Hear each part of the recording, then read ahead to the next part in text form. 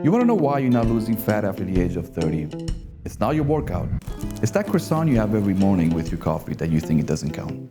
It counts. You're not 25 anymore, King. Your metabolism probably is slower than the Wi-Fi's airport. And that wine you sip every night like it's the backspace key to your entire week, that is body fat saying thank you.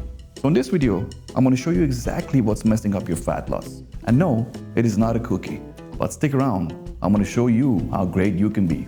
Let's fix this. All right, you ready? I'm going to tell you exactly why you're not losing fat. And it's very simple. All you got to do is ask yourself what you had for breakfast. One meal, one confession. For example, take my cameraman, my good friend Ninur. He's a little chubby right now. I asked, right, Ninur, can we say that? He's looking at me very mad. Yeah, Ninur, I love you. I love you. A little bit. What did you have for breakfast this morning, Ninur? You don't want to know. Exactly. We asked my followers what they had for breakfast, and I'm just going to read them out for you, and we're going to find out how people start their day. And some of y'all are doing great, and to be honest with you, the rest of you need Jesus. So let's get this party started. All right, the first one, chocolate cereal. Red flag, Nino, right? That's dessert. You know, you woke up and you gave up already. That's a damn good breakfast. Sausage muffin from Tim Hortons. Listen, man, I used to work at Timmy's. That tastes like grease and regret.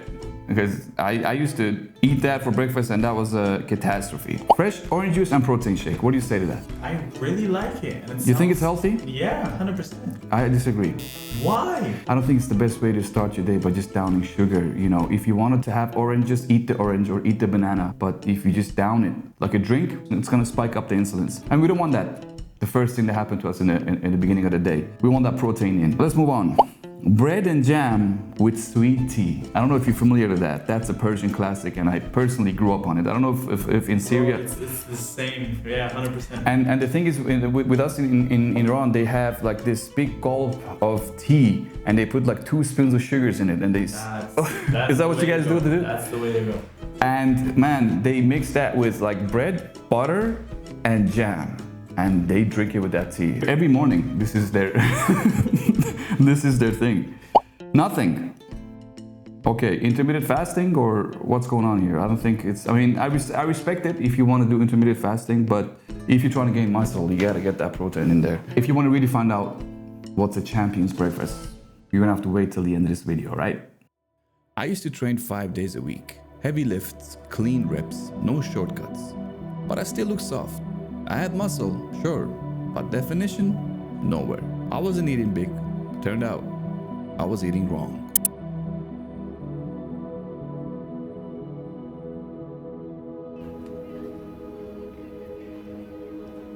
The truth of the matter is that my diet was sabotaging me. You know, I was never an overeater, but I had these small, harmless habits that was kind of holding me back, you know. I always had to have my beer with pistachio, and I always had my dessert, for example. I always wanted to have my dessert whenever I ate. And I had convinced myself that it was fine, but to be honest with you, these small indulgences kind of add up. And here's the thing. I see guys on the streets, bellies hanging out over the belts, and I'm not judging. But I know for a fact that over 90% of them start their day with some sort of a white bread and sugar. Call it cereal, Nutella with toast, or a croissant. Recently, I was actually in Italy for some work, and after 4 days of having nothing but croissant and cappuccinos for breakfast, I turned to my Italian colleague and said, man, can we go get some real breakfast? And this guy looked me dead in the eye and said, this is real breakfast. No eggs, no protein, just pastry and espresso. Welcome to Italy. If you've been, you know I'm not lying. So how you start that morning is very important. According to USDA's What We Eat in America from 2017 to 2020, 60% of adults who eat breakfast include grain products, primarily cereals and quick breads. In the US, 80% of adults eat breakfast daily, and grains are the most commonly consumed category. So in practical terms, about 6 in 10 people are eating grain-heavy breakfasts, cereal, toasts, and pastries. Here's the reality. A review published in Frontiers in 2023 for nutrition showed that high consumption of white bread is directly associated with increased visceral fat and insulin resistance. That is fat, my friend, that you cannot just train off easily. Believe me, when I started cutting out bread, other than the fact that it helped me burn fat faster, I was just feeling a lot better, not bloating and having those midday crashes. Now, another huge problem in the mornings is that sugar hit. It's just not sweet, it is chemically addictive. The Journal of Clinical Nutrition literally compared the neural response of sugar to that of narcotics. And your brain's being tricked, you crave more, you crash, and inevitably you store fat. And believe me, it prevents you from burning fat.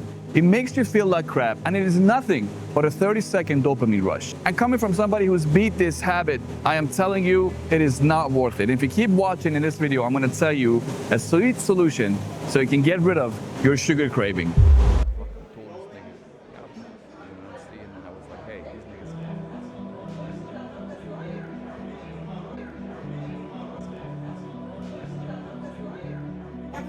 I want to talk about something that perhaps I haven't talked about in this channel before. I used to love drinking, and I was never a heavy drinker, but I like drinking. I always had a beer every night, perhaps a lot more on the weekends. So at the age of 27, I decided to stop cold turkey. Not because I had to, but it just didn't align with the lifestyle that, I wanted for myself and the future that I wanted for myself. I've always wanted big dreams, if you will. And with God's plan, He gave me the strength and the willpower to quit drinking at the age of 27. And I haven't touched that ever since. And I can tell you hands down, it has been the best decision I've ever made. Since then, I've experienced a level of mental clarity I didn't even know it was possible. No more foggy mornings or sluggish afternoons, just a consistent, sharp focus every day. From a fitness perspective, eliminating alcohol had a significant impact. Studies show that alcohol slows your metabolism and impairs your body's ability to burn fat. It also disrupts sleeps and can lead to increased cravings for unhealthy foods. I once woke up with ketchup on my pillow. No burger, just ketchup and shame. Another time, find myself in the kitchen, shirtless, spoon deep in Nutella, wondering if I blacked out or just hate myself. Mentally, the benefits are just profound. Research indicates that even moderate alcohol consumption can lead to cognitive decline and reduced brain volume over time. But cutting out alcohol, I've maintained better mental health and cognitive function. Now, I'm not here to tell you to quit drinking. That's obviously a personal choice. But if you're aiming for optimal health, physically and mentally, reducing or eliminating alcohol could definitely be a game changer, right?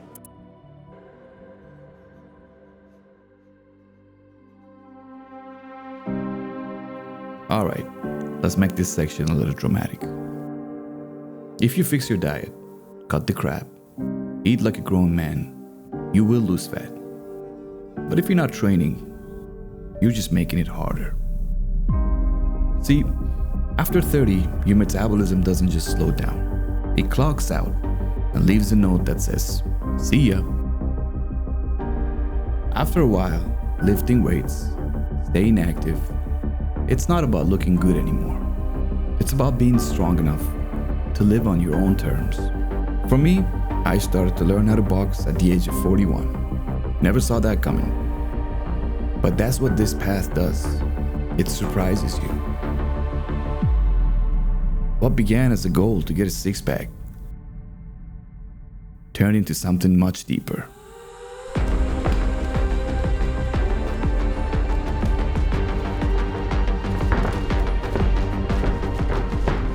Now, I'm stepping into the ring with people who can finish me in seconds. And that vulnerability, that unknown, there's something about it. It's addictive. It rewires something in your brain. Soon you realize this fat-burning journey doesn't end at lean. So, get on the path, because you don't know where it'll take you. But I promise, it only leads to good places. And oh yeah, this whole topic deserves its own film, doesn't it? We'll get there.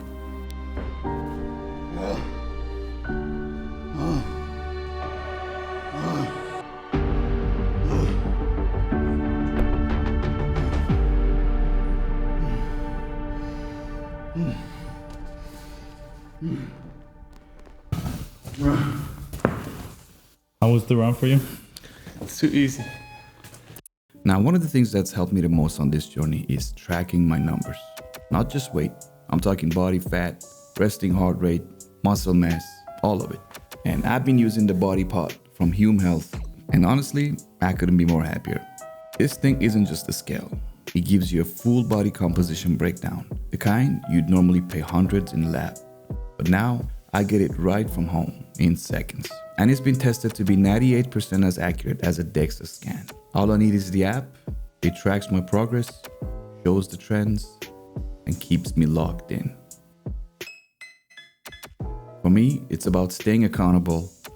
When I see the resting heart rate drop or my body fat inch down, that's what keeps me going. If you want to try it, I've got a discount code, SEANALAMI, links in the description.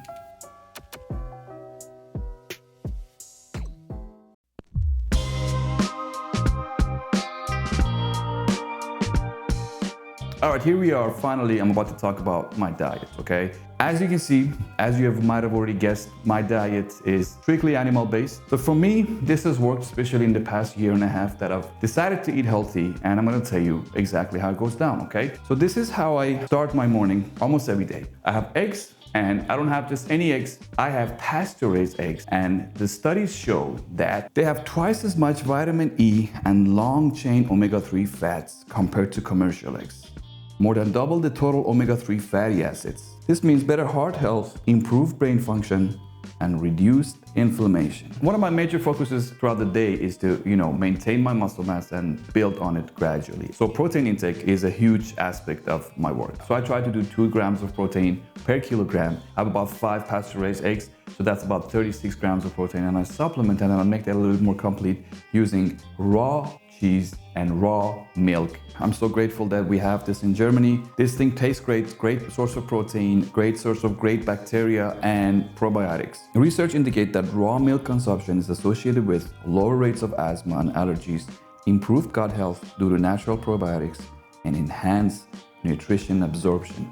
Now, I know a lot of animal-based enthusiasts out there have a lot of ground beef with their breakfast. I just can't have ground beef when I start my day.